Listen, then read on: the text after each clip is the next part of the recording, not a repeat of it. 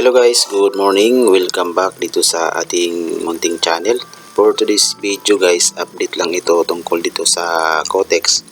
Kasi maraming nagtatanong dun sa last video natin about Kotex kung pwede ba daw gumawa ng update ng withdrawal sa Kotex, kung nagbibigay pa ba sila ng payout.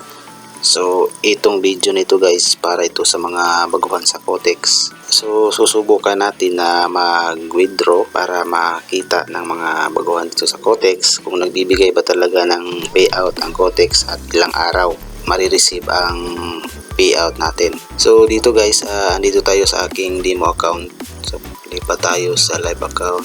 Ayan guys, ito yung live account natin. Meron tayong 17.27 USD.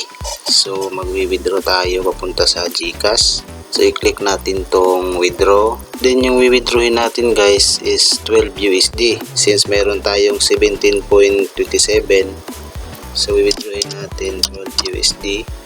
Tapos dito sa payment method is GCash. Din dito guys, ilalagay natin yung first name natin. Din dito yung last name natin. Din dito yung state, siyempre Philippines, yung city, siyempre kung saang lugar tayo, let's say Cebu City, ganyan.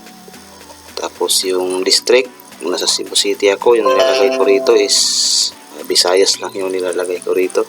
Din dito sa address, yung complete address natin, kung ano yung nilagay natin na address nung nag-fill up tayo, nung gumawa tayo ng account sa Kotex.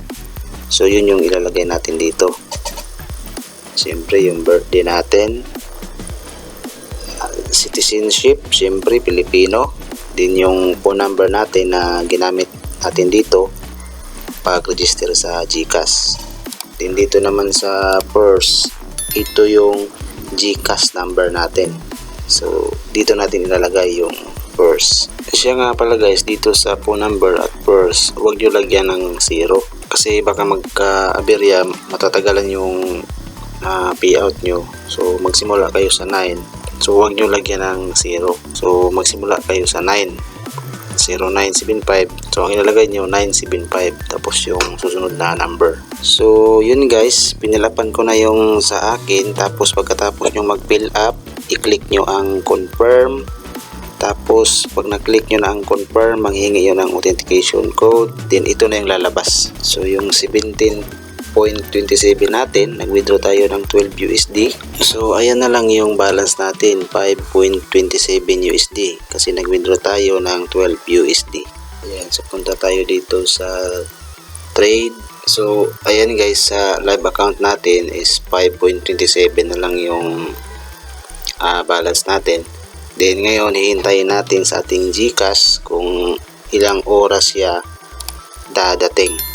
Ayan, so i-update ko kayo once na-receive ko na yung withdraw ko dito sa Kotex. Okay? So, yun nga guys, after 4 hours, na-receive natin ang ating withdraw dito sa Kotex. So, kung napansin nyo kanina, ang time is nasa mga 10:30 AM. Then, na-receive natin yung payout is 1:35 PM. So, ayan yung message ng Kotex. Withdrawal request proceed successfully. Then dito naman sa DragonPay, so ayan guys, na-receive natin ang 653.74. so ayan, tingnan natin dito sa GCash yung screenshot natin. So ayan guys, ito yung screenshot ng ating GCash na receive natin 1:35 PM. Yung amount is 653.74. So ito yun guys, ayan, 653.74. So ayan yung update natin guys sa Kotex.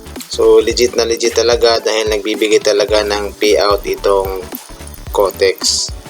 So ayan, sa mga bago or wala pang account dito sa Kotex, may lalagay tayong link dyan sa comment section kung gusto nyo gumawa ng account dito sa Kotex, kung gusto nyo mag-trade.